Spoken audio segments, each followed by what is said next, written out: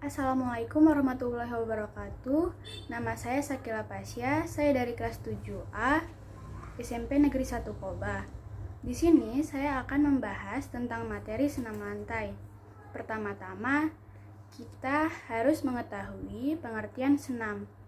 Senam dapat diartikan sebagai setiap bentuk pembelajaran fisik yang disusun secara sistematis dengan melibatkan gerakan-gerakan yang terpilih dan terencana untuk mencapai tujuan tertentu.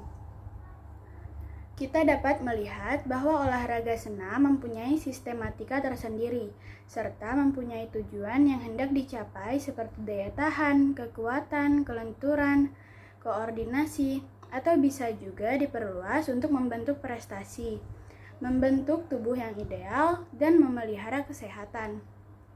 Selanjutnya kita akan masuk ke dalam materi pengertian senam lantai. Senam lantai adalah satu dari rumpun senam. Sesuai dengan istilah lantai, maka gerakan-gerakan atau bentuk pembelajarannya dilakukan di lantai. Jadi, lantai atau matraslah yang merupakan alat yang dipergunakan. Senam lantai disebut juga dengan istilah pembelajaran bebas. Tujuan melakukan senam lantai selain untuk meningkatkan kemampuan melakukan bentuk-bentuk gerakan senam lantai sendiri juga sebagai pembelajaran pembentukan kemampuan untuk melakukan gerakan senam dengan alat. Saat melakukan senam lantai, banyak hal yang harus diperhatikan loh. Contohnya, yang pertama, hendaknya selalu menggunakan matras atau tempat yang aman. Yang kedua, matras harus diletakkan di atas tanah atau lantai yang rata dan aman dari bahaya. Yang ketiga, letakkan matras jauh dari dinding atau benda-benda lain yang akan menyebabkan benturan atau cedera. Yang keempat, periksa matras dan keamanan di sekitarnya yang mungkin dapat mengganggu peserta didik. Yang kelima, pembelajaran dilakukan dari gerakan yang mudah dahulu atau tahap demi tahap. Yang keenam, sebelum melakukan pembelajaran senam lantai, hendaknya melakukan senam pemanasan yang cukup. Yang ketujuh, kamu dilarang melakukan pembelajaran sendiri di luar pengawasan guru, kecuali ada kamu yang dianggap dapat membantu dan menguasai gerakan senam lantai dengan benar. Yang terakhir, agar matras tidak cepat rusak, hendaknya matras dijaga sebaik mungkin dan jaga keseimbangan atau kebersihan serta disimpan di tempat yang aman. Yang kedua, kita masuk membahas tentang materi manfaat latihan senam lantai. Manfaat senam lantai terbagi menjadi dua macam, yaitu yang pertama, manfaat senam lantai secara fisik dan manfaat senam lantai secara mental dan sosial. Manfaat senam lantai secara fisik, melalui berbagai kegiatannya, kamu akan berkembang daya tahan otot, kekuatan, power, kelentukan, koordinasi, kelincahan, dan keseimbangannya.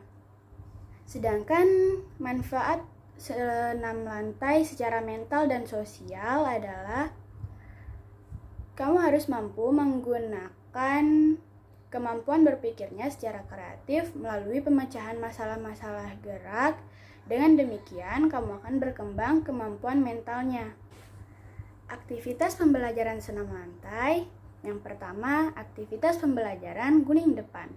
Gerakan guling depan adalah gerakan mengguling atau menggelinding ke depan secara membulat. Jadi, dalam gerakan guling depan, gerakan tubuh harus dibulatkan. Aktivitas pembelajaran guling depan dari sikap awal jongkok. Yang pertama, sikap awal jongkok, kedua kaki rapat, letakkan lutut ke dada. Yang kedua, kedua tangan menumpu di depan ujung kaki kira-kira 40 cm. Yang ketiga, kemudian bengkokkan kedua tangan.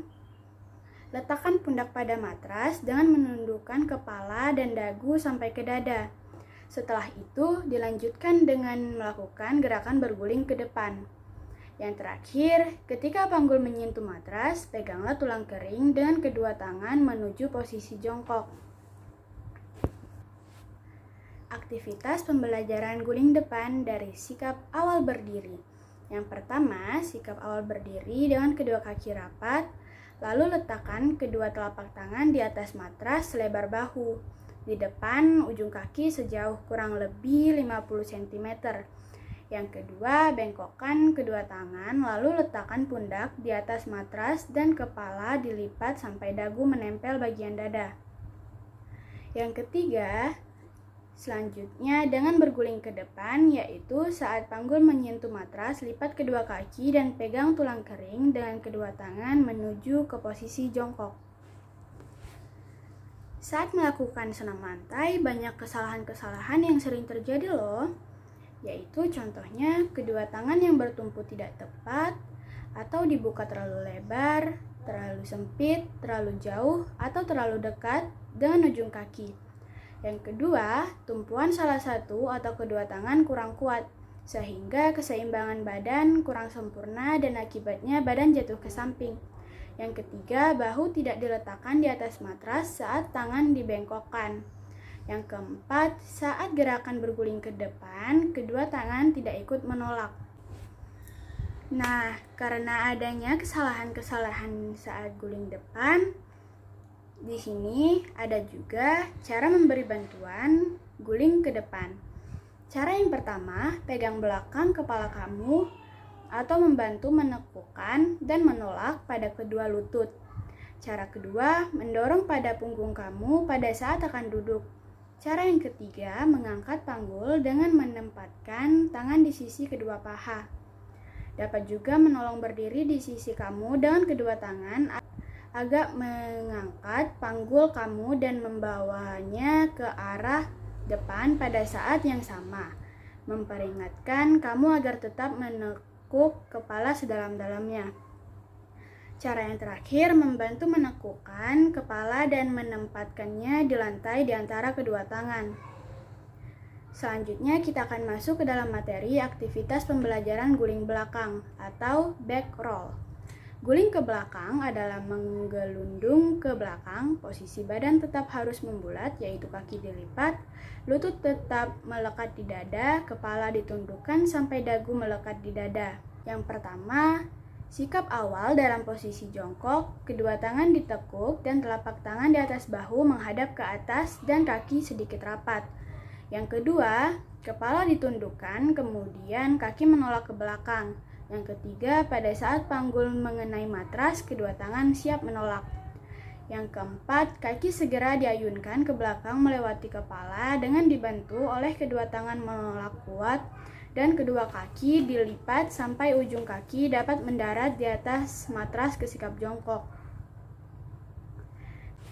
Kesalahan-kesalahan yang sering dilakukan saat guling belakang adalah: yang pertama, sikap tubuh kurang bulat sehingga keseimbangan tubuh kurang sempurna saat mengguling ke belakang. Yang kedua, salah satu tangan yang menumpu kurang kuat atau bukan telapak tangan yang digunakan untuk menumpu di atas matras. Yang ketiga, tangan yang digunakan untuk menolak kurang kuat sehingga tidak bisa mengguling ke belakang. Yang keempat, kepala menoleh ke samping akibatnya posisi mengguling tidak sempurna atau menyamping. Yang terakhir, mendarat dengan menggunakan lutut sehingga mengganggu keseimbangan. Cara memberikan bantuan kepada gerakan guling belakang yaitu: yang pertama, menopang dan mendorong pinggang ke arah guling atau ke belakang. Yang kedua, mengangkat panggul kamu dan membawanya ke arah guling.